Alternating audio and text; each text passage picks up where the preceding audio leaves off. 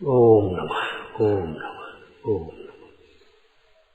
नमो अरहंतारं नमो सिद्धारं नमो वारियारं नमो अध्यायारं नमो लोये सवसागुणं शुद्धात्मान्मनेकान्तं साधुमुत्तम मंगलम वंदे संदष्टसिद्ध्यर्थं संदष्टार्थप्रकाशकम् मंगलम भगवान वीरो मंगलम गौतम गणे मंगलम कुंद कुंदाज्यो जैन धर्मोस्तु मंगलम सर्वमंगल मांगल्यम सर्वकल्याणकारकम प्रधानम सर्वधर्माणां जैनम जयतु शासनम ये जाया जानिक एकम कलंक दहे नित्य निरंजन नानमैत्य परम नमः समय साराय अनुभूत्या चकास्ते स्वभावाय भावाय सर्वभाव। अंतरंग तपों में पहला तप प्रायश्चित है, फिर विनय है, फिर वैयावृत्ति है, उसके बाद स्वाध्याय। स्वाध्याय पहले में नहीं, प्रायश्चित बिना विनय नहीं। कैसे बोलो? जब तक अपने दोषों का एहसास ही नहीं है और दूर करने के लिए भावना ही नहीं है, तब तक क्यों जाकर के निवेदन? क्या करना? हम तो ठीक कर रहे, ठीक चल रहे, ठीक हो रहा है। जब तक वो अपने दोष भाषित न हो तब तक उसे दूर करने का उपाय क्यों करेगा? तब तक विनय क्यों आएगी? जब दोष दूर करने का भाव होगा तो निर्दोषों के प्रति विनय आएगी। निर्दोष देव हो चाहे निर्दोष गुरु हो। और विनय बिना वैयावृत्ति कहाँ से होगी? रेडीमेड व्यवस्थाएं हो गई हर काम की, ऑटोमेटिक स्वाभाविक। बटन दबाने की आदत पड़ी है ना हर काम में। प्रायश्चित बिना विनय नहीं, विनय बिना वैयावृत्ति नहीं, वैयावृत्ति बिना स्वाध्याय नहीं, और स्वाध्याय के बिना ममता नहीं छूटती, विसर्ग नहीं, और विसर्ग के बिना ध्यान नहीं, और ध्यान के बिना कर्म का अभाव नहीं। इनमें कारण कार्य भी संबंध है।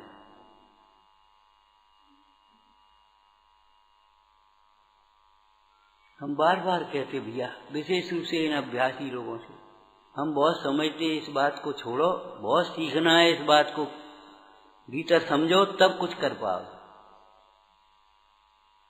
ज्ञानी का लक्षण ये है, बहुत राग बाकी है। सब छोड़ दिया, सब छूट गया, ये मत सोचो, बहुत राग बाकी है।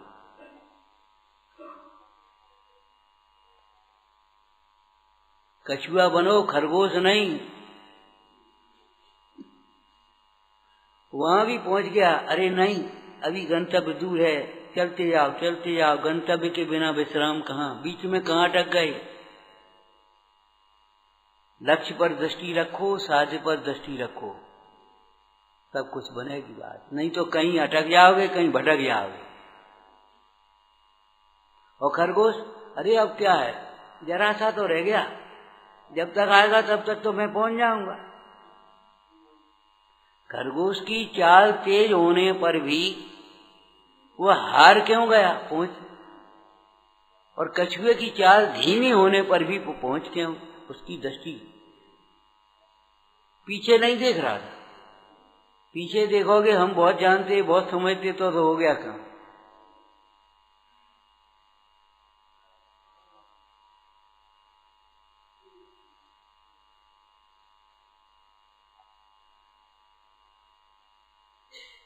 बिल्डिंग मटेरियल अगर इकट्ठा कर दिया जाए तो फिर हो गया, बिल्डिंग बन गई।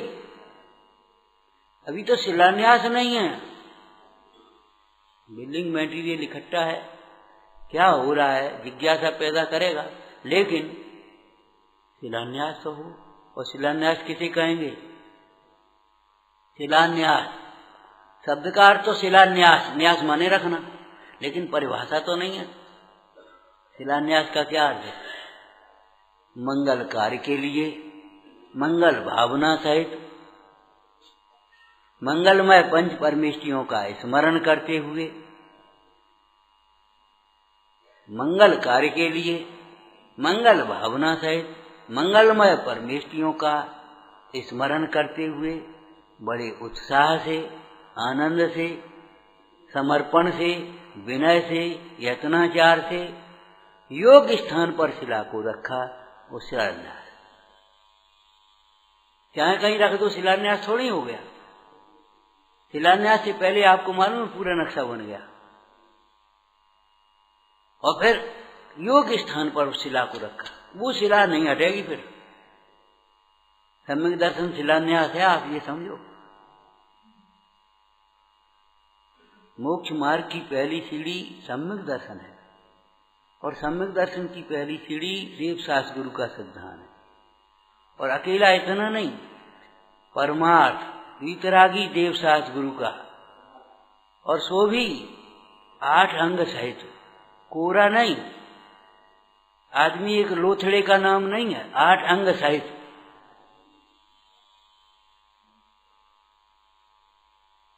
निशंकता सहित, निर्वांछकता सहित। विषयों की वांछा वाला जीव यहां भी आएगा तो विषयों की वांछा तो करेगा।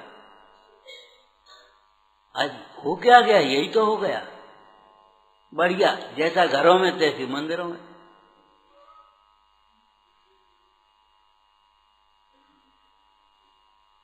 उसी प्रकार की सुविधाएं, उसी प्रकार की भिन्न सेंगा, उसी प्रकार के भोग, उसी प्रकार के। बढ़िया लगना चाहिए, बढ़िया से बढ़िया। मिस्त्री ने कि सोच लिया बढ़िया से बढ़िया, बस उसने यहां से लेकर वहां तक कर दी फेंक।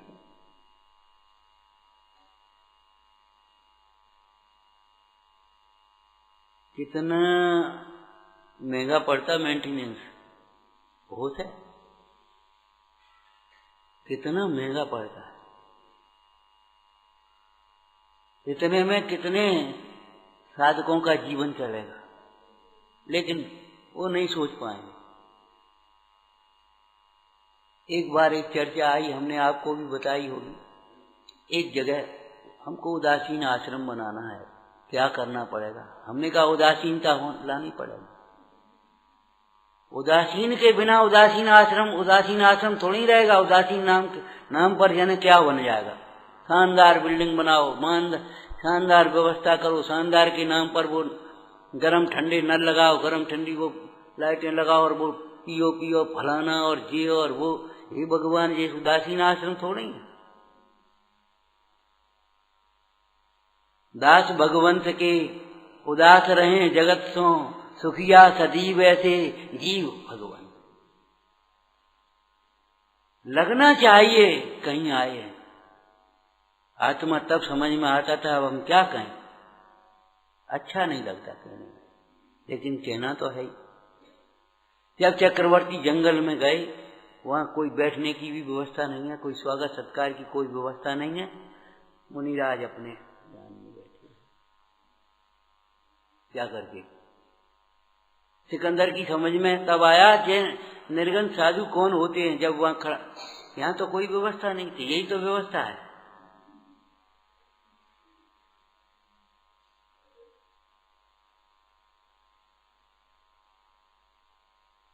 जितना उपयोग बहिर्मुखी होगा उतना क्लेश होगा, और जितना उपयोग अंतर्मुखी होगा उतनी शांतता होगी।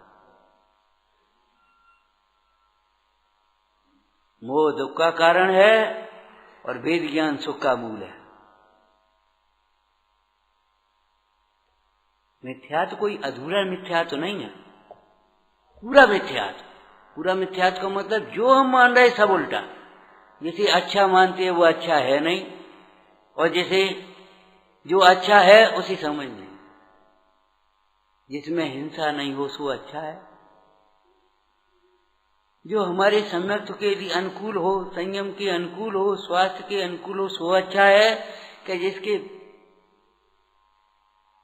होना अच्छा है, बता।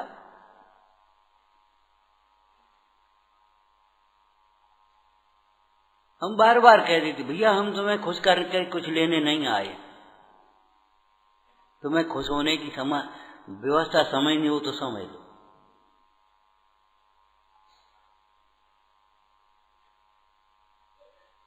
जिसे अपना समझा वो अपना नहीं है, अपने को समझता है नहीं।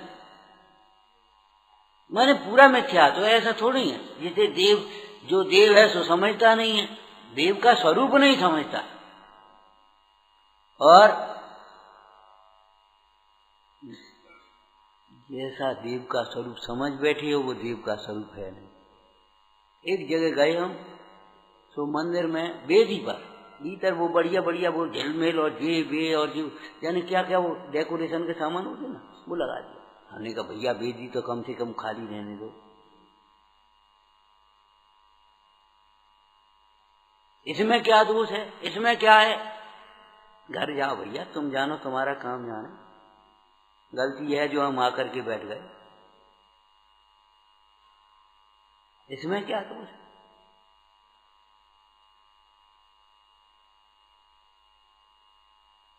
इसमें क्या दोष है? यही दोष है, ये तुम्हारा अभिमान बोल रहा है।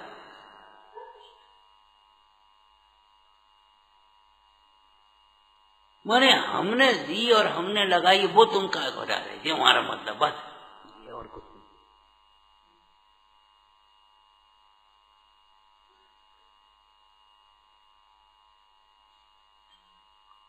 देखो भाई, धर्मायतनों को मलिन मत करो।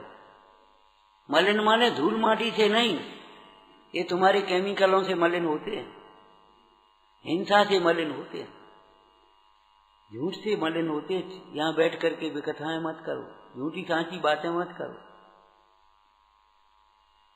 यहाँ चोरी मत करो, चोरी का धन भी मत लगाओ। हमको बड़ी खुशी हुई, एक बार एक बताया था ना, एक व्यक्ति ने दान राशि भेजी, कितने की रसीद, कैसी रसीदें कटनी है? बोले एक रसीद काटो। हम चोरी करके दान थोड़ी देंगे, चोरी करके हम दान थोड़ी देंगे। टैक्स पेड है, नंबर 1 है, सब पूरा काम है। वो 2-2 हजार की बना देना, 5-5 की बना देना, 10-5 नाम उनका कर देना, ये कर देना, वो कर देना। पूज्यपाद स्वामी क्या कह रहे हैं? जो दानादि के लिए भी धन संग्रह करना चाहता है, वह कीचड़ लपेट करके स्नान करने की वांछा करता है।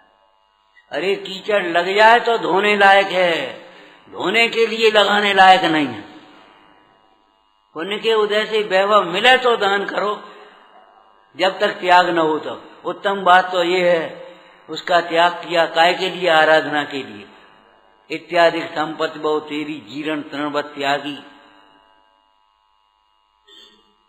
मध्यम बात यह है, जब तक त्याग नहीं हो पा रहा तब तक उसका कार्तिकेय अनुप्रेक्षा में क्या लिखा?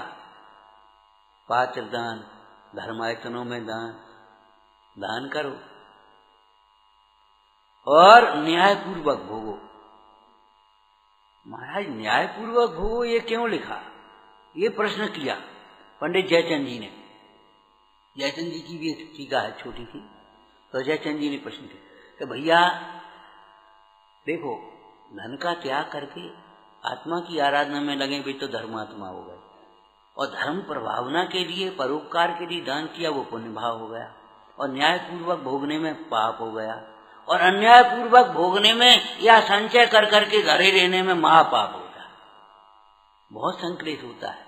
और नहीं तो आप अनुभव कर लेना, एक जोड़ी कपड़े ला करके रख देना, उसे पहनना मत, ठीक है? और किसी कदाचित निकाल करके सुखाने के लिए डाला, और उसी समय बंदर आ गया, लेकर के भरा, उसने फाड़ दिया, कितना दुख होगा। अगर 6 महीने पहन लेंगे, उसके बाद अगर ले जाएगा, चलो कोई बात नहीं, 6 महीने पहन, लेकिन आपने पहन भी नहीं पाया और वो उसको बंदर ले जाएगा, कैसा लगेगा?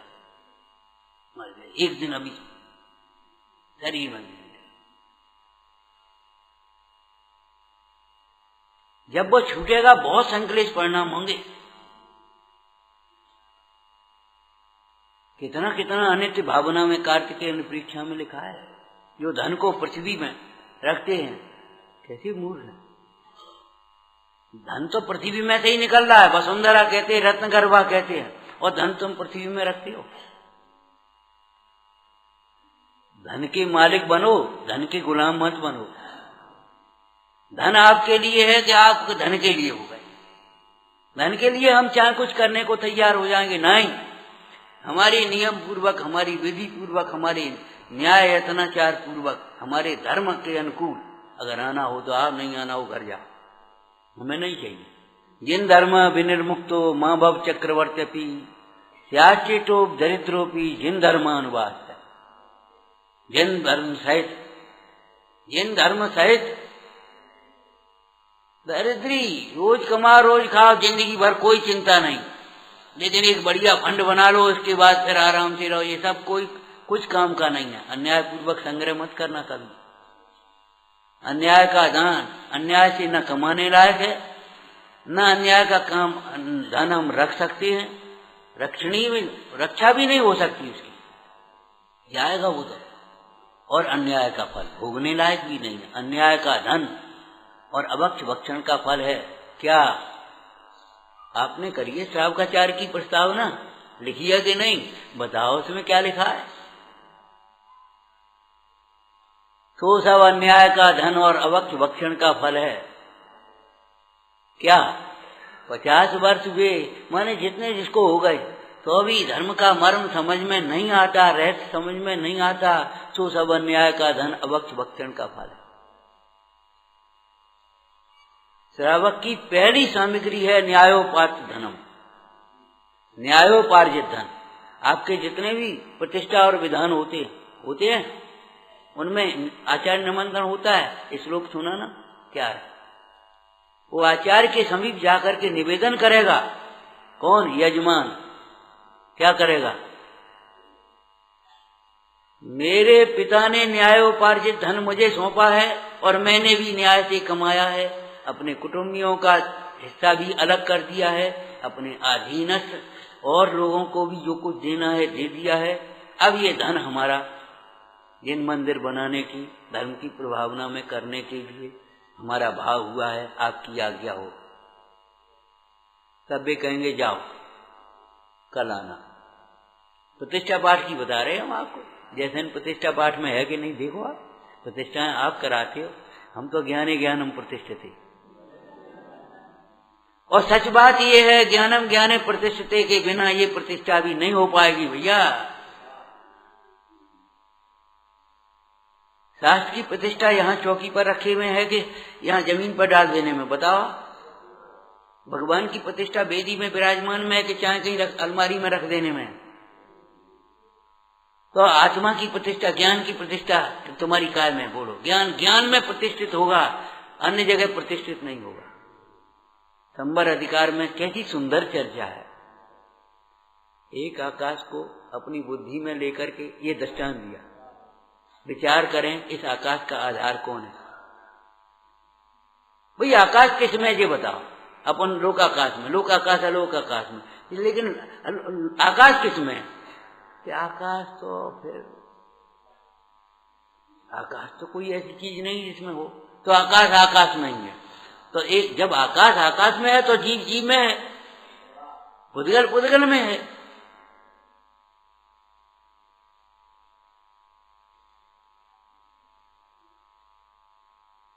एक आकाश ही आकाश में प्रतिष्ठित है। आकाश में क्या है? क्या आकाश? और आकाश कहाँ है? क्या आकाश में? ये तो हो गया दृष्टांत। अब सिद्धांत क्या है? जब विचार किया जाए तो एक ज्ञान में ही ज्ञान ही प्रतिष्ठित है। तो ज्ञान कहाँ है? ज्ञान में ही है। यहाँ देखोगे कब ज्ञान मिलेगा, कब तक ज्ञान मिलेगा? यहाँ भी ज्ञान का मार्ग मिलेगा। ज्ञान, ये शास्त्र इसलिए उपकारी हैं, इसलिए सच्चे हैं कि ये बताते तुम्हारा ज्ञान तुम्हारे भीतर है, तुम स्वयं ज्ञान स्वरूप हो। अपने को ज्ञान स्वरूप अनुभव किए बिना ज्ञानी होने के सारे विकल्प झूठे हैं, सारे पुरुषार्थ झूठे। 11 अंग 9 पूर्व पढ़ करके भी कोई ज्ञानी नहीं होता।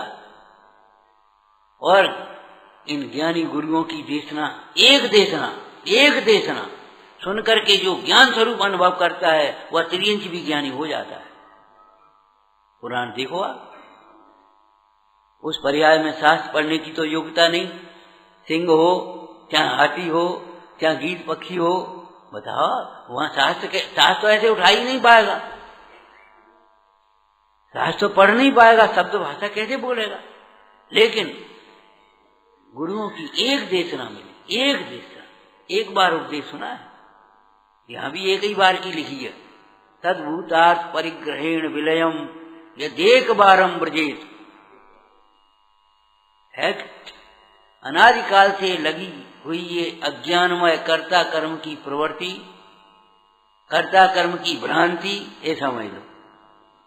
यद भूतार्थ के ग्रहण से, भूतार्थ उपदेश को समझने से, भूतार्थ नय के आश्रय के कथन को समझने से एक बार अगर छूट गया कर्ता कर्म की भ्रांति, तो फिर ज्ञान घन आत्मा को कौन बंद कराएगा?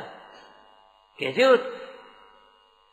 अज्ञानी को सुनो भाई, अज्ञानी को अपने विकल्प के अनुसार कार्य न होने पर भी कर्ता कर्म की भ्रांति नहीं टूटती, पर का दोष दिखाई देता है। हमारी प्लानिंग तो सही थी और हम तो कर लेते, ये ने बीच में हम लगा दिया, मानते नहीं है। हमारे हिसाब से काम हो जाता भी, वो तो इन्होंने काम खराब कर दिया। बिगाड़ा सो दूसरे ने, किया सो हमने। ये बेईमानी तो है ही, मिथ्या दृष्टि माने बेईमान। जो लौकिक में ईमानदारी का महत्व है, वही मोक्ष मार्ग में सम्यक दर्शन का महत्व। और बेईमान शब्द का अर्थ जानते होगे आप? शब्द का अर्थ बे माने एक, बेटे वे माने दो, और ईमान माने ईमान तो समझते आप, श्रद्धान ईमान, दो पर जिसका ईमान, जे मेरा जे भी मेरा, जे भी अच्छा जे भी अच्छा, जे भी सुख है जे भी सुख है, बेईमान है। सुन भाई, अतीन्द्रिय ज्ञान ही ज्ञान है, इंद्रिय ज्ञान ज्ञान नहीं है। अतीन्द्रिय सुख ही सुख है, इंद्रिय सुख सुख नहीं है। मैं आत्मा हूं, शरीर नहीं हूं, ये तो है ईमानदारी। और ये भी मैं और ज्यादा पंडिताई सीखी तो क्या सीखी? निश्चय से मैं आत्मा हूं, व्यवहार से मैं शरीर हूं।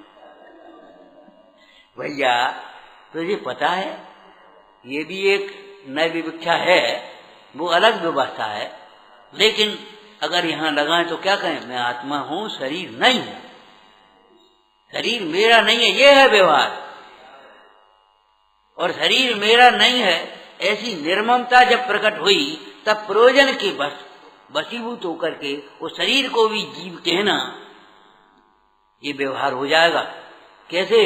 भैया क्या कर रहा है, देख के चल, अंधा है क्या? देख जीव, चीटा चीटी, देखो कितने जीव हैं, तुम ऐसे चले चले जा रहे हो, देखो जीव।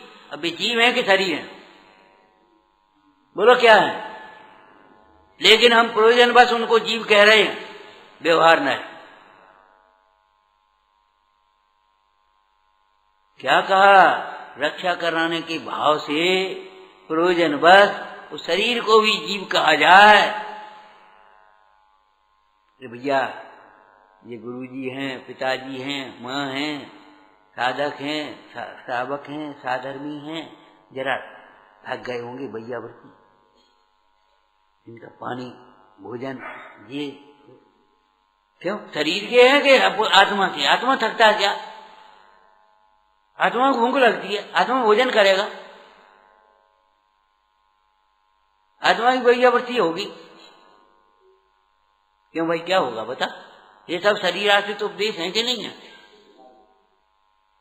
शरीरात स्तुतियां हैं कि नहीं? ये शांति राग रुचि परमाण विष्णुम निर्मापितस्त्र भुवनेक ललाम भूत, क्या है ये? शरीराश्रित के आत्माश्रित, लेकिन ये भी स्तुतियां कहीं। इन स्तुतियों को ही परमार्थ स्तुति समझ करके अटक मत जाना, और इन स्तुतियों को छोड़ करके बाहर में भटक मत जाना।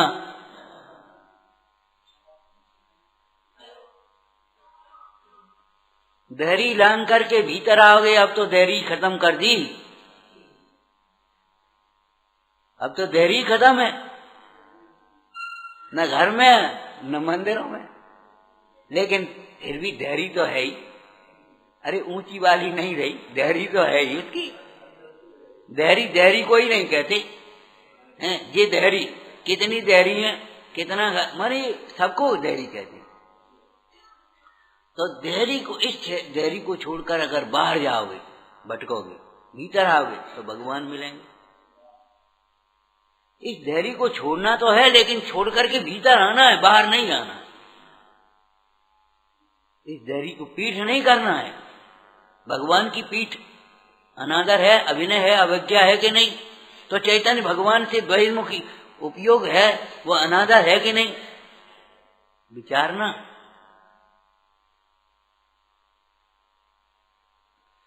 बहरी छोड़ करके भीतर आने की बात है, बाहर जाने की बात नहीं।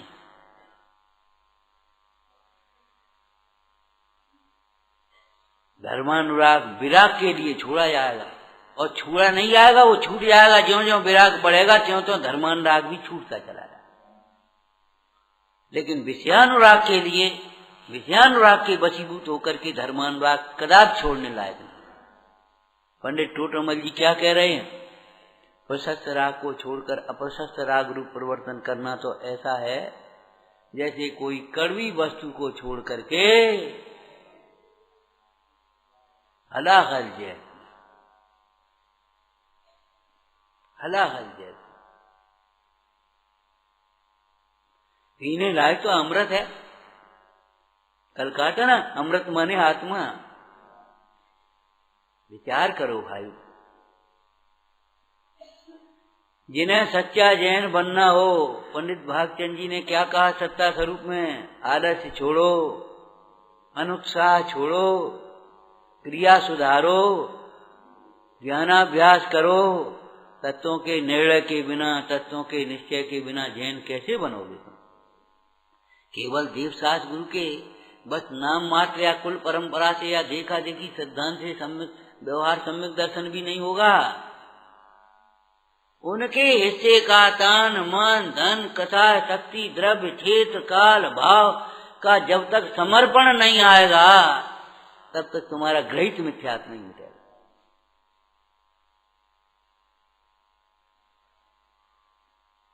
ये कोई एहसान नहीं है।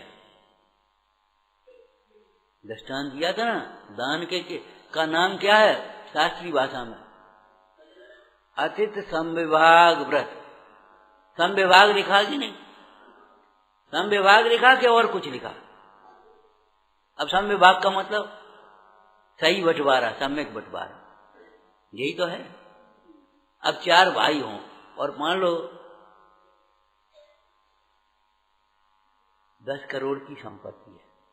भाई तुम नहीं मानते, 10 लाख ले लो, तुम 20 लाख ले लो, और क्या करोगे? ये कोई तरीका नहीं है। 20 लाख काय को ले लें हम? हमारा हिस्सा हमको दो भाई, 2.5 करोड़ का हिस्सा चाहिए हमें।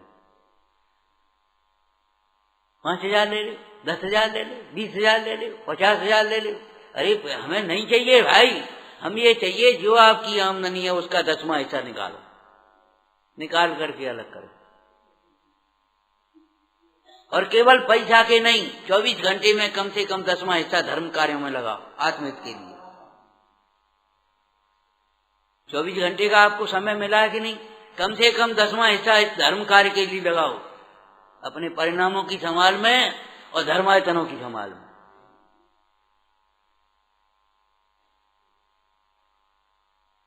इतना भोजन मिल गया ना, 10वां हिस्सा कम से कम अलग कर दो।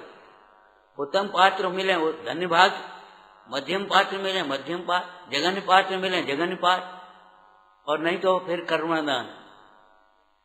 तब इससे क्या हो जाएगा? एक और हमने अलग कर दिया। कितने पक्षियों का पेट भर जाएगा तुम्हें पता नहीं है, एक एक मुट्ठी से निकालो तो। आपको मालूम है लाल बहादुर शास्त्री प्रधानमंत्री थे, उस समय अनाज की काफी कमी पड़ गई। मालूम है उन्होंने क्या कहा? भाई एक एक टाइम का भोजन व्यवस्था बन गया, एक एक टाइम का भोजन। अब कितना भोजन हो गया, कितना भोजन। आज की जनसंख्या से देखें तो 125 करोड़ डाइट इकट्ठी हो गई। आप क्या समझती हो? बूंद बूंद सो भरे सरोवर और बूंद बूंद सो घटे सरोवर। हम तो आमदनी और खर्चे का हिसाब किताब कुछ अलग बताते हैं आपको। आमदनी कितनी, खर्चा कितना, ये सोचो समझो, इतनी आमदनी कितना खर्चा। ये कोई 10 लाख 5 लाख कर दिए एहसान कछु नहीं है। आपको संविभाग करना चाहिए और दान का हिस्सा अलग कर देना चाहिए। हर इतनी शक्ति है, कम से कम कितनी शक्ति सारी विषयों में लगाई तुमने। वो शक्ति का, उसका ज्ञान का, बुद्धि का, अपने प्रभाव का सदुपयोग धर्म प्रभावना के लिए करो और आराधना के लिए करो। आराधना के लिए करोगे तो निहाल हो जाओगे भैया, और प्रभावना के लिए भी करोगे तो साथ से पुण्य बांधोगे। एक बाई थी हमारे मंदिरों में, वहां करीब 80 वर्ष की उम्र थी, अब तो शांत हो गई, बहुत दिन हो गए, कई बार होती थी। देखो यहाँ कोई भगवान कहेंगे नहीं हमें देव, मंदिरन में खेती नहीं होती, ये तो अपने आप सोचने की बात है। पाप कार्यों में जब आप बिना कोई आप बता दे, पाप के कार्य में हमसे पूछ करके खर्च करते हो, पुण्य के कार्य के लिए बचने के लिए हमसे पूछते हो, आप बता।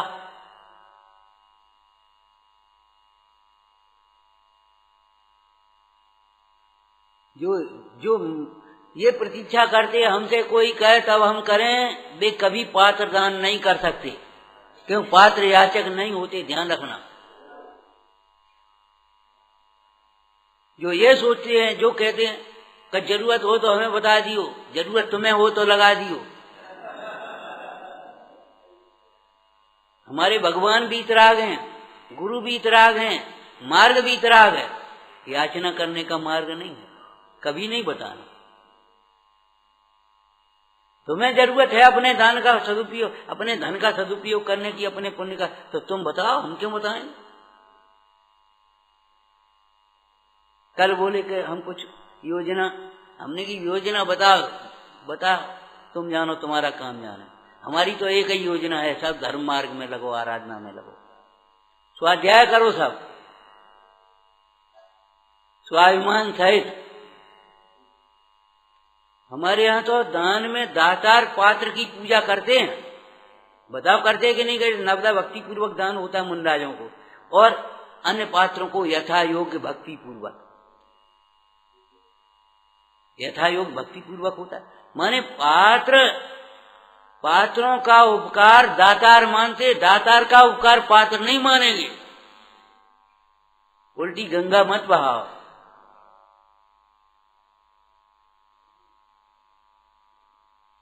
हम ये कह रहे दान के लिए, दान आदि धर्म कार्यों के लिए भी धन संचय करना कीचड़ से लपेटने के समान है। तो पाप कार्यों के लिए धन संचय खूब इकट्ठा करो, फिर मकान बनाएंगे, कोठी बनाएंगे, बंगला बनाएंगे, ये करेंगे, वो करेंगे, वो क्या मतलब है? बोलो। आप तो जैन हो और आध्यात्मिक स्वाध्याय करते हो, बिरला को देखो क्या पत्र लिखा था उसने बच्चों के लिए, अपने ऊपर कम से कम खर्च करना, ये जनता का धन है, जनता के लिए खर्च करना, देश का धन है, देश के लिए खर्च करना। अब वो धर्म की बात है, वो तो अलग बात है, अपने लिए कम से कम खर्च करना। और हमने देखा है गांव में घर खपरे लगे और मंदिर इतने, हमने देखा है। एक अंग्रेज आया, गांव की बात है, ऐसे देखा टोप नीचे गिर गया, मतलब शिखर इतनी ऊंची, बगल में खपरेल का घर और मंदिर इतनी ऊंची तो कुर्सी, और उसके बाद एक मंजिल और फिर दूसरी मंजिल और फिर शिखर, ऐसे। वो कहता ओ माय गॉड, वो भगवान, लोग कैसे हैं रहने के लिए, ये खपरेल रहने के लिए ये, और मंदिर इनकी देखो कैसा इनका बहुमान है। ये प्रभावना के कारण बनेंगे। सादगी से रहना सीखो, सादगी से कमाना सीखो, न्याय से कमाना सीखो। सूत्र आपको याद होंगे, न्याय से कमाओ, विवेक से खर्च करो, और उल्टी गंगा मत बहाओ। अन्याय से कमाओ और अविवेक से खर्च करो और टेंशन में जियो और मर जाओ टेंशन करते करते। ये उल्टी गंगा मत बहाओ, हमें नहीं चाहिए, नहीं चाहिए। जिन धर्म से रहित धनी होना हमें इष्ट नहीं, नहीं हमको नहीं चाहिए। धर्म का पालन करते हुए, अपने संयम के अनुकूल, अपने नियम के अनुकूल, अपने श्रद्धान के अनुकूल ये करना। क्या करें, लौट फेर करके वहीं आ जाते हैं। क्यों? हम बोलने वाले नहीं है भैया। आपके निमित्त से जो निकलेगा सो निकलेगा। जबरन नौकरियां मत कराओ अपने बच्चों से, अपनी बच्चियों से तो कभी मत कराओ। जरूरत हो, बहुत जरूरत पड़े, जरूरत नहीं पड़ने दो। आप लोगों का ये जिम्मेदारी है। गृहस्थ में पत्नी की, बाल बच्चों की पालन की जिम्मेदारी पति की होती है। बुढ़ापे में माता पिता के पालन की जिम्मेदारी पुत्रादि की होती है कि नहीं? और जो विधवाएं हो गई, अनाथ हो गई, वैसे हो गई, किसी प्रकार से उनकी जिम्मेदारी समाज की होती है। हम अपने बच्चों से नौकरियां क्यों कराएं? सेवा करना है तो पंच परमेश्वर की सेवा करो भाई। तुम धर्म ध्यान करो, धर्म ध्यान करो। और बहुत मजबूरी अगर किसी की पड़ जाए, नौकरी करनी भी पड़े, तो ऐसी नौकरी तो कभी मत करो जिससे तुम्हारे मंदिर छूटे, स्वाध्याय छूटे, दान छूटे, खान पान का ठिकाना नहीं रहे, सील की मर्यादाएं टूटे, सुरक्षा न रहे, व्यवस्था नहीं रहे, वहां जाकर के जॉब कर रहे जैसा कोई बहुत अच्छी बात हो।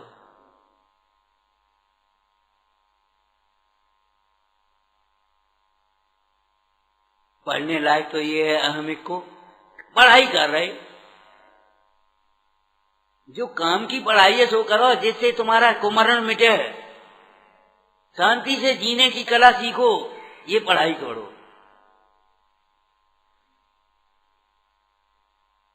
प्रथम विद्या है, मुख्य विद्या है अध्यात्म विद्या, सबसे पहले सीखने लायक है।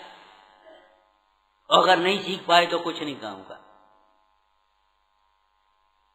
ध्यान रखना, कपट प्रीति नहीं, अंतरंग प्रीति चाहिए। कपट प्रीति तो अंगार के समान है। बात तो ठीक है, बात तो ठीक है, ऐसा नहीं, भीतर में लगना चाहिए बात यही ठीक है। इदम एवे दथम चैव तत्वम नान्य चांद था। जमाना कहाँ जा रहा है? जमाने के संग जाओगे, नदी के संग जाओगे तो समुद्र में गिरोगे। संसार की ओर देखोगे तो संसार में भ्रमोगे, भगवान की ओर देखोगे तो अपना मार्ग मिलेगा, अपनी ओर देखोगे तो वही मार्ग है। ये क्या कर रहे, ये क्या कर रहे, ये क्या कह रहे, ये क्या कह रहे, ये मत देखो, भगवान क्या कह रहे हैं, जिनवाणी क्या कह रही है।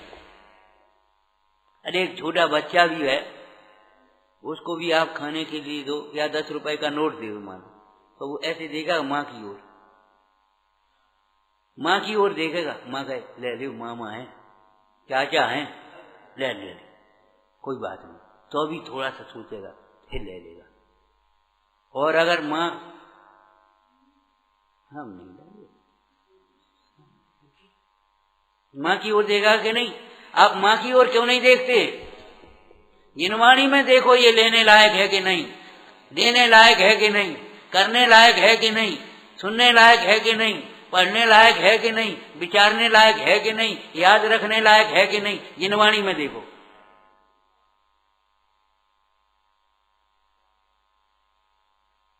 राग द्वेष करतार कथा, ये सुनने लायक नहीं, करने लायक तो होगी कैसे, सुनने लायक नहीं है।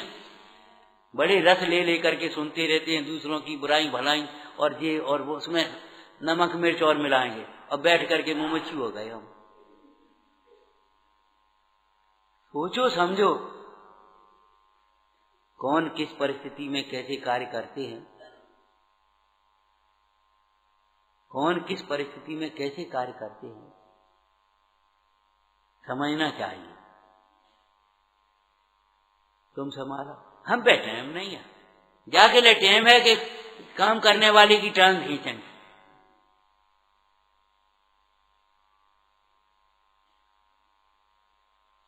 महापाप बंध का कारण है, महापाप बंध का कारण है। राग द्वेष करतार कथा कबहू न सुनिए। अगर कोई कहे भी सुनो, चुप रहो, हमसे मत करो ऐसी बात। अगर आप निषेध कर सकते हो तो निषेधो। चाहे कहीं से ट्रेन की अगर जानकारी करोगे तो सही गलत मिलने की जिम्मेदारी तुम्हारी तो होगी। कहाँ से? और चाहे कहीं से चाहे कुछ लेकर के खाओगे, मर गए तो तुम्हारी जिम्मेदारी होगी वहां, उस स्टेशन मास्टर की नहीं होगी। तो ऐसे ही चाहे कहीं से चाहे कुछ सुन करके चाहे कुछ कहने लगेंगे तो फिर तुम्हारी जिम्मेदारी होगी। ध्यान रखना, सुनने लायक नहीं है, अनुमोदन करने लायक तो है ही नहीं, निषेधने लायक। राचन योग स्वरूप न या को व्यर्चन योग। जीवन सुधारो भाई, जीवन सुधारने के लिए दृष्टि सुधारो, सोच बदलो, सोच बदलो भाई।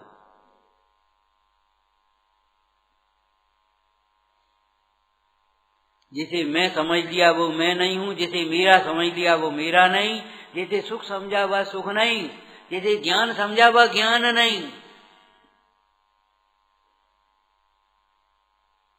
जिसे धर्म समझा वह धर्म नहीं। भैया अंतर्दृष्टि के बिना एक भी रहस्य समझ में नहीं आता।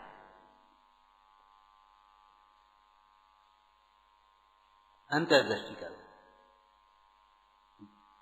और अंतर्दृष्टि करने के लिए निमित्त होगी। पहले जिनवाणी से निर्णय करो, प्रथम सुप्त ज्ञान के अवलंबन से ज्ञान स्वभावी आत्मा का निश्चय करके, ज्ञान स्वभावी आत्मा का निश्चय करके माने ज्ञान स्वभावी आत्मा मैं हूं, तो इतने निश्चय में सारा निश्चय आ गया कि नहीं? बोलो, ये मैं हूं तो ये मैं नहीं हूं। अज्ञान स्वभावी नहीं, जड़ स्वभावी नहीं, राग स्वभावी नहीं, दुख स्वभावी नहीं, क्रोध स्वभावी नहीं, हो गया कि नहीं? और जब आत्मा का निश्चय किया तो कुछ आनंद होगा कि नहीं? तो ये आनंद है तो वो आनंद नहीं, और ये आनंद का उपाय है तो वह आनंद का उपाय नहीं। बोलो, आश्रम बंद आ गए, इसमें संबंध नजर आ गए कि नहीं? और जब ये आनंद का नमूना है तो वह सुख है, ये सुख नहीं है। संसार में जो सुख मानता है सबसे बड़ा झूठ है, सबसे बड़ा झूठ। बहिरात्मता हे जान तज अंतर आत्म हुजे, माने बाहर में मत देखो अपना, और अपना कुछ भी नहीं है बाहर में। न अपना रूप है, न अपना साथी है, न अपना परिवार है, न अपना वैभव है, न अपना पद है, न अपनी प्रतिष्ठा है, कुछ नहीं है बाहर। आप जाकर के कहीं ठेले पर खड़े हो जाओ, खाने पीने लगो चाहे कुछ, ये आपकी प्रतिष्ठा है क्या? नहीं है। आप अपने चौके में शुद्ध भोजन करोगे, आपकी प्रतिष्ठा है। भैया वो बाजार का कुछ नहीं देगा। आप चाहे कहीं माथा ठोकोगे, प्रतिष्ठा है आपकी। आप वितरागी देव के सामने आकर के खड़े हो गए, ये आपकी प्रतिष्ठा है। लोक व्यवहार विचार करो। प्रतिष्ठा माने होता क्या है? प्रतिष्ठ। अरे संस्कृत तो इतनी संस्कृत आती है आपको भाई, बताओ।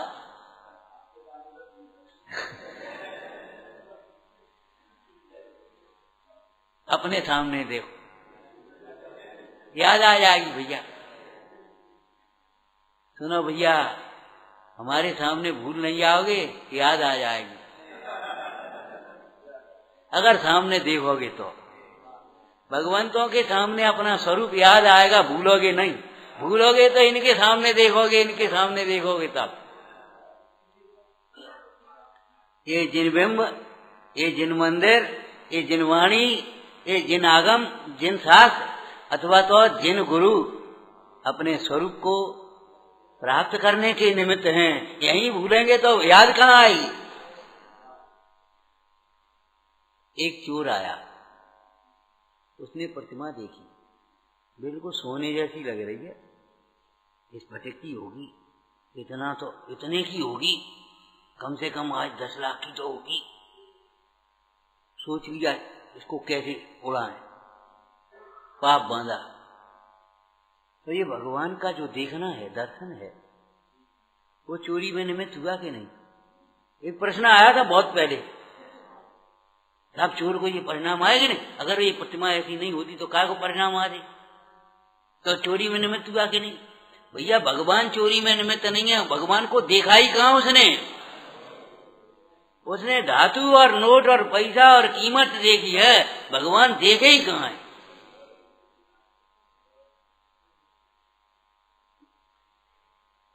भगवान को देखता तो चोरी करने का भाव छूट जाता।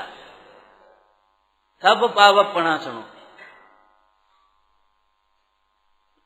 प्रतिष्ठा जो जिसका है, जहां है स्थान, वहीं उसकी प्रतिष्ठा होगी। प्रतिष्ठा माने भली प्रकार से। तो एक ज्ञान को ऐसे विराजमान करके विचार करें, क्या है ज्ञान? एक ज्ञान ही प्रतिष्ठित है।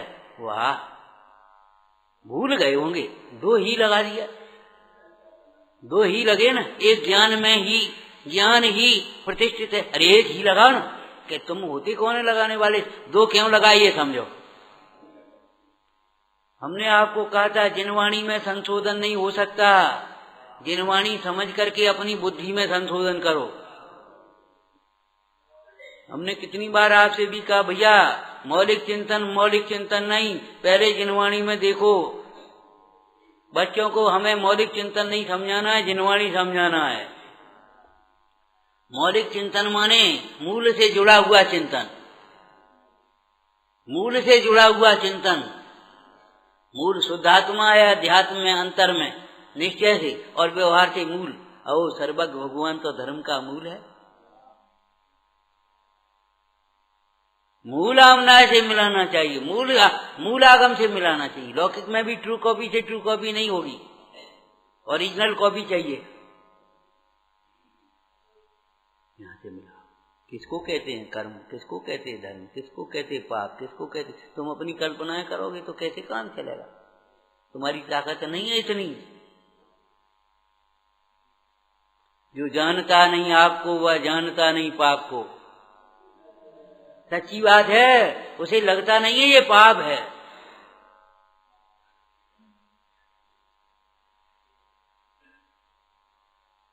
उसे पाप नहीं लगता। चार संज्ञाएं पाप हैं। पंच इंद्रिय के विषयों की चाह पाप है, प्रवृत्ति पाप है, चर्चा पाप है। और अन्य स्थान में किए गए पाप धर्म स्थान में छूटेंगे, और धर्म स्थान में भी यही करोगे तो कहां छूटेंगे?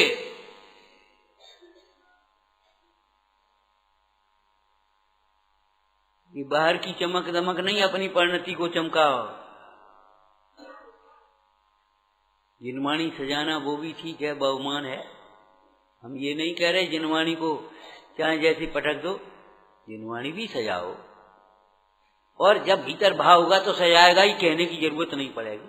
लेकिन सच बात है जिनवाणी अपने जीवन को सजाने के लिए है। जिनवाणी में कहे हुए उपदेश का श्रद्धान करो, भली प्रकार से समझो और उसका आचरण करो। हे का त्याग, उपाधि का ग्रहण, ये आचरण होता है। जिनवाणी में जिसे हे कहा उसे छोड़ो, जिनवाणी में जिसे उपाधि कहा उसे ग्रहण करो। जीवन शोभनीक हो जाए। जीवन सजाने के लिए है जिनवाणी। अपना परिणाम संभालने के लिए स्थान है ये। परिणाम से पाप पुण्य देखो भैया भीतर। धर्म भी परिणाम में है, पाप पुण्य भी परिणाम में ही है। बहुत लोग पूछे, हम तो खूब पूजा करते हैं, खूब स्वाध्याय करते हैं। भैया तुम्हारे विचार कैसे थे तो बताओ पहले। विचार कैसे हैं? विचारते क्या रहते हो? तुम्हें साधर्मी के प्रति कैसा विचार आता है? अपने प्रति कैसा विचार आता है? इनके प्रति कैसा विचार आता है? इनके प्रति कैसा विचार आता? बताओ तुम, तब हम बताएंगे। एक विचारक ने लिखा, भैया तुम हमें इसके मित्र बताओ, चरित्र हम बता देंगे इसका क्या है। तुम्हारी पढ़ती कैसे है इनसे? इकट्ठे हो जा सब रेग से इकट्ठे हो जाते सब। पढ़ती कैसे है? तो मित्र बताओ, चरित्र हम बताएंगे क्या है इसका। क्योंकि जिसको अंतर में जो रुचेगा उसको बैठी की संगति रुचेगी। और नहीं तो दृष्टांत हम बता दे रहे आप बीड़ी नहीं पीते, कभी पीना भी नहीं चाहिए। कदाचित ट्रेन में जा रहे हो या कहीं बैठे, मजबूरी में कहीं बैठ गए हो और कोई बीड़ी बगल में भी बैठ जाए तो धुआं भी बुरा लगेगा। बोला लगेगा कि नहीं लगेगा? और बीड़ी पीने वाले को कुछ नहीं। अगर दूसरा बीड़ी पीने वाले मिले, निकाल ले, सुलगा ले, सोई सुलगने लगेगी, निकलने लगेगी। तो जैसे कि तैसे मिल गए सब इकट्ठे, सो फिर बे बातें होने लगी, बे चर्चा होने लगी, और वो व्यवस्था खराब है, और फलाना है, ये है, वो है, दिमाग खराब है।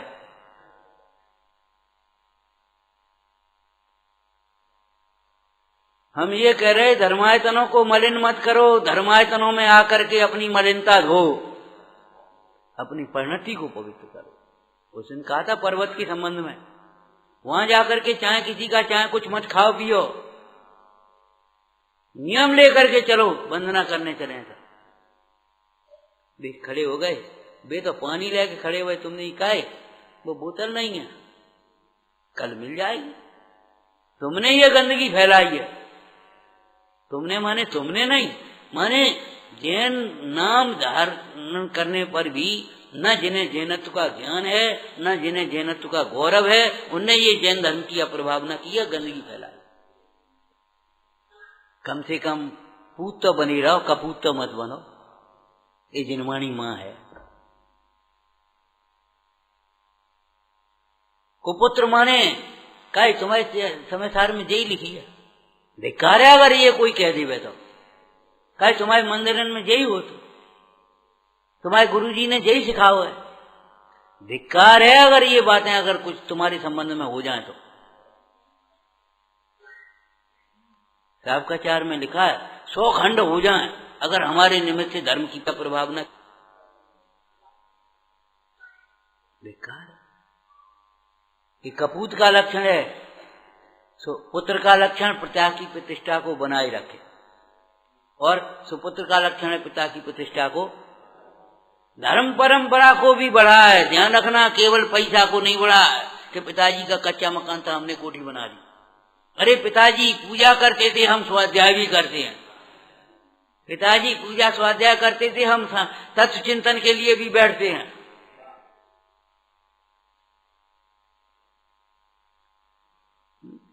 माता पिता चले गए तो चौका लेकर के नहीं चले गए, उनके सामने साथ जो आता था सब चौके में पहले भोजन हमारे यहाँ होता था। और अब जब से वे गए सो अब व्यवस्था हो गई, कच ले गए वे। ये बताओ, उनकी बाहरी संपदा के मालिक तुम बन गए हैं, और उनकी धर्म परंपरा के मालिक कौन बनेगा? जिम्मेदारी किसकी होगी? सोचो,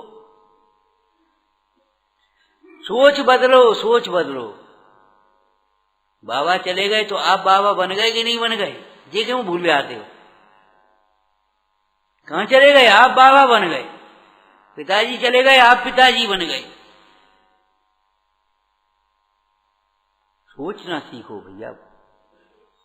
अच्छा सोचो, अच्छा बोलो, अच्छा करो।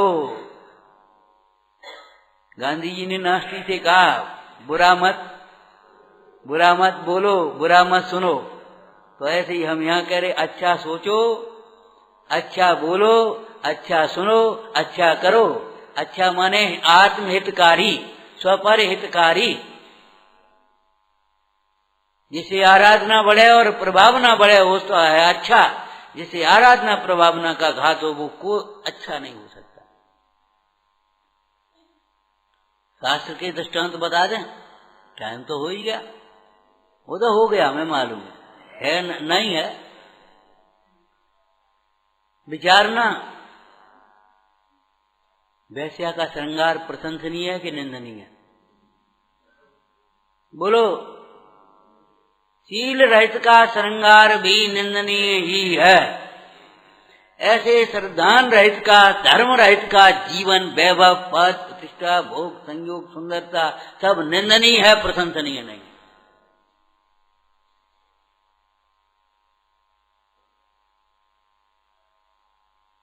क्या सुंदर हार पहने, क्या सुंदर रूप है।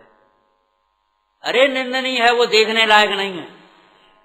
जिन रूप ही देखने लायक है। शील रहित का श्रृंगार, वैभव, पद, प्रतिष्ठा ये कोई देखने लायक है, प्रशंसा करने लायक है? जो लौकिक में शील का महत्व है वही यहाँ सिद्धांत का और धर्म में शील को ही धर्म कहा। चारणान योग में शील वो ब्रह्मचर्य संबंधी, और एक शील में 7 व्रत आ गए। तीन गुणव्रत और 4 शिक्षा व्रत, सप्तशील आ गए। और एक और भीतर जाओ तो शील का अर्थ मर्यादा, आत्म स्वभाव की मर्यादा।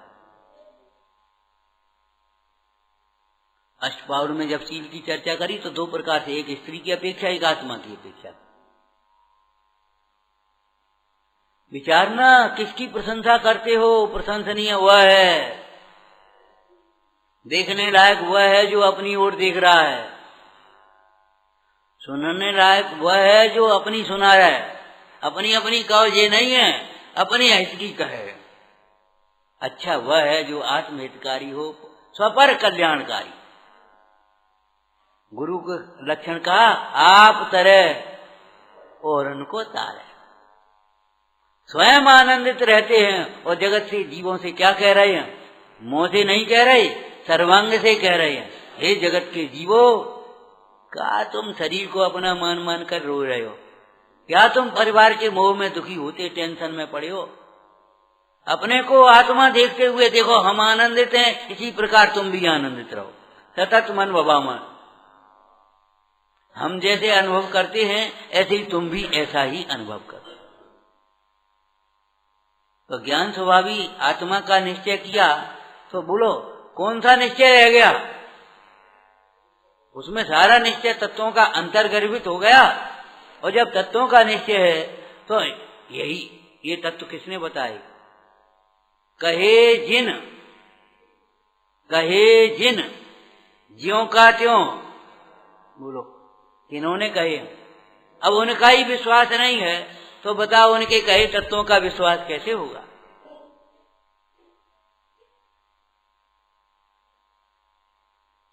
तो भैया वीतरागी देव शास्त्र गुरु भगवान मिल गए तो समझ लो मुख्य मार्ग मिल गया। ये आप भी बोलते हो ऐसे ही, लेट हो गए थे और गाड़ी को दौड़ते दौड़ते पहुंचे, गाड़ी खड़ी थी, मिल गई। बोले भैया आप पहुंच गए, गाड़ी मिल गई, अब पहुंच गए। कितना टाइम लगेगा पहुंचने में और बीच में क्या हो सकता है, लेकिन पहुंच गए। बोलते हो कि नहीं? तो भगवान मिल गए, समझ लो मोक्ष मिल गया। मोक्ष इन्हीं भगवंतों के चरणों में है। एक बार एकाग्र तो हो जा, लेकिन क्या करें, भगवान का विश्वास नहीं, गुरु का विश्वास नहीं, शास्त्र का विश्वास नहीं। इतने उतने की किताबें पढ़ोगे, विदेश वाले कछु कहेंगे, डॉक्टर कहेंगे सो तुम्हारा भरोसा आ जाए, वो उसने कहा है। कछु तो नहीं कहो, होश नहीं है तुम्हें।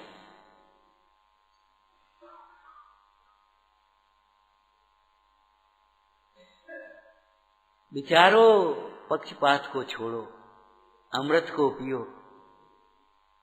पक्षपात को छोड़ो और अमृत को पियो। यैव मुक्त्वा नय पक्षपातं स्वरूप गुप्ता निवसन्ति नित्यं विकल्प जालश्च्युत शांत चित्ता तैव साक्षात्मतं पिबन्ति। नमः समय सारा। अंत मंगल। भाई आज मंगल भी होता है, मंगल करके आए हम। हाँ करके आए मंगल हम। पंच परविष्टियों के स्मरण बिना नहीं बैठे भैया, हम अधिकारी नहीं हैं, उपदेश के अधिकारी तो वे ही हैं। ये तो ये समझो पिताजी नहीं है तो छोटे से बेटे को दुकान चलानी पड़े, हम अधिकार अपन नहीं। उपदेश दाता तो वे ही है। और जिन्हें अपना कल्याण करना है, गाथा उद्धरण किया टोटरमल ने, जिन्हें अपना कल्याण करना है उन्हें निर्गंत सुगुरु के निकट ही उपदेश सुनना चाहिए। वे न मिले तो क्या करें नहीं, उन्हीं के उपदेश को कहने वाले, अपने कहने वाले नहीं, अपने अभिप्राय से नहीं, उन्हीं के उपदेश को कहने। माने वीतरागता का पोषण होना चाहिए हमारे हर कथन में, चाहे कथा हो, चाहे स्तुति हो, चाहे आचरण हो, चाहे व्रत नियम हो, उसमें वीतरागता की ओर ले जाने वाला होना चाहिए। ध्यान रखना, कोई भी क्रिया, कोई भी विषण, कोई भी हमारा परिणाम वीतरागता से नीचे गिराने वाला नहीं होना चाहिए। वीतरागता की पोषक ही उन्हीं के उपदेश को कहने वाले श्रद्धानी, उनके उपदेश का श्रद्धान है, उन्हीं के उपदेश विवेक है कि ये कहने लायक है, ये नहीं कहने लायक, ये करने लायक है, ये नहीं करने लायक। और उसी प्रकार की क्रिया है स्वयं आचरण। उन्हीं के उपदेश को कहने वाले श्रद्धानी श्रावक के मुख से साथ सुनना। आगे क्या लिखा बोलो। पद्धति बुद्धि से चाहे कहीं चाहे कुछ चाहे जैसा सुनना पढ़ना ठीक नहीं है। और मान लिया हमारा स्वाध्याय तो हो गया, हम उपदेश सुने आए, कहाँ सुने आए, किन से सुने आए, कैसे सुने आए, विचार तो करो भैया। जिन वचन ही सुनने लायक हैं, जिन रूप ही देखने लायक है, और जिन भावना ही भावने लायक। ओम नमः।